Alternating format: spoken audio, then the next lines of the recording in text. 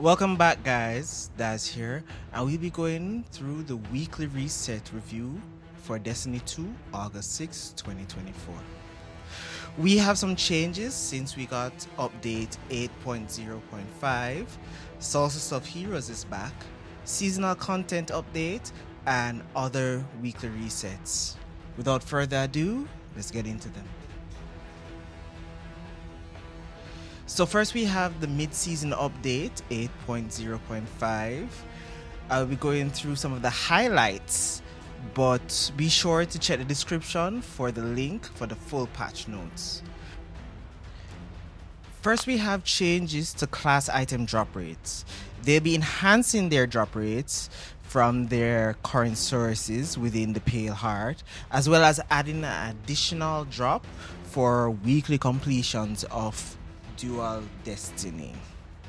Next up, we have changes to abilities for all the subclasses. We have the general changes.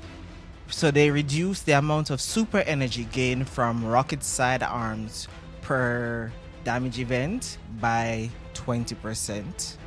We fixed the issue where strand fragment incorrectly referenced locked unit raid world class achieve purchase requirements.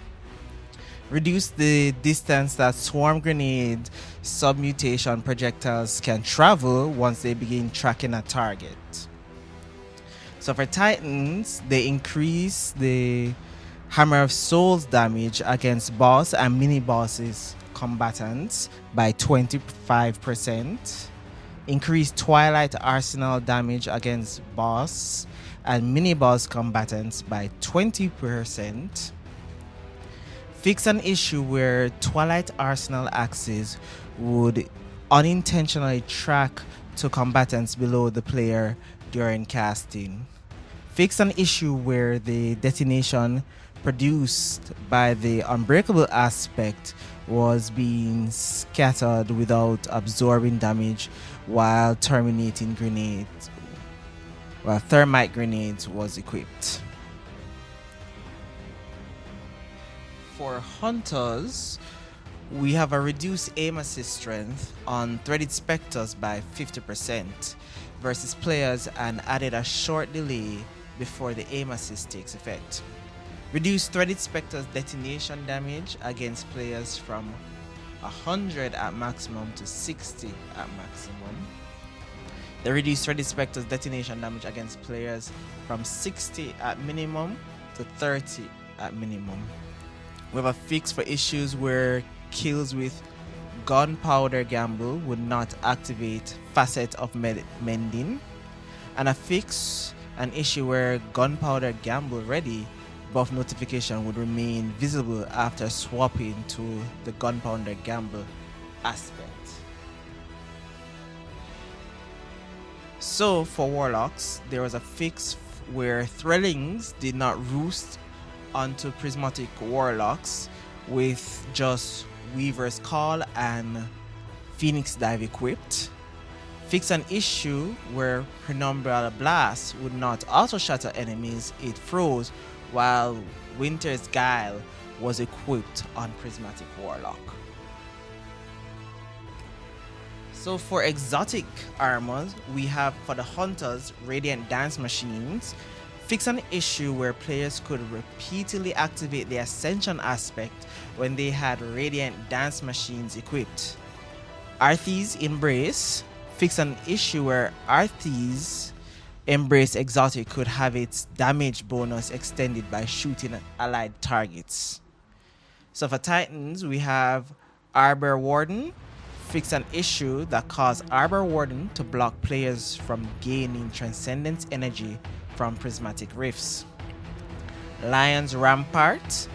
Fix an issue where you could aim down sights while Lion Rampart's Enhanced Lift was activated without disrupting the lift. Hazardous Propulsion. Fix an issue where Hazardous Propulsion was not boosting the damage splash of Quicksilver Storm micro rockets.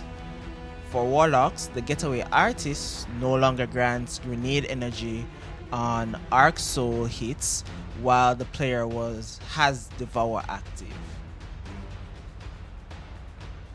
For the Warlock's Solipsism, fix an issue where Vortex Grenades were granting more energy back than intended with the Spirit of Osmiomancy perk. Fixed an issue where the super damage bonus from Spirit of the Star Eater was being applied to ignitions caused by Song of Flame.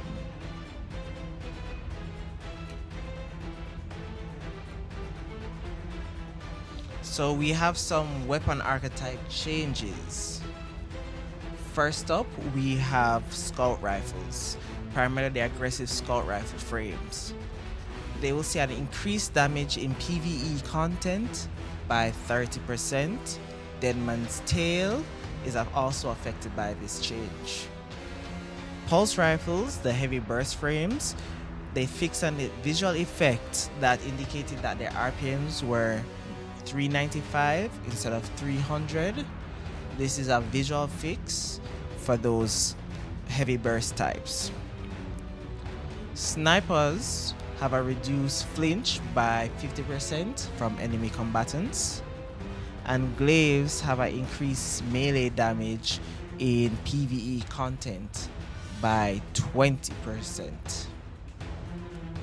So shotguns, primarily lightweight frames, they fixed an issue where lightweight shotguns were not receiving the lightweight intrinsic buff to movement speed and mobility.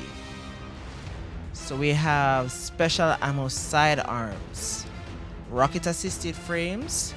So they corrected an issue that allowed them to process ammo finder mods as if they were primary weapons. That's just a bit of the changes made in update 8.0.5. Again, you can find a link to the full patch notes in the description for you to review yourself. When you log into the game for the first time this week, you will see that you have increased infamy in Gambit this week, as well as the banner for the Solstice event showing off the new bow and class armor.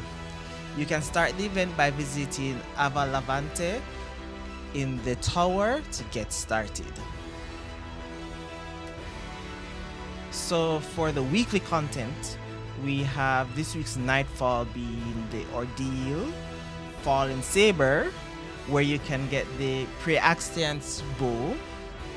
For the weekly raid, we have the Garden of Salvation, and the Pit of Heresy is this week's dungeon.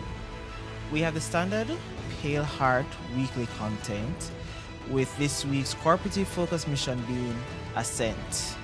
Lastly, we have the exotic mission for this week is Deadman's Tail from the Rotator. So note that Act 2 Episode 2 Echo's story content has been concluded.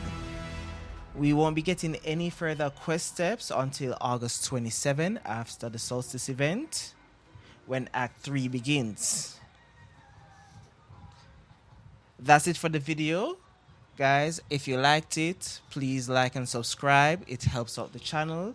And thanks for everything and watching. I'll catch you on D2.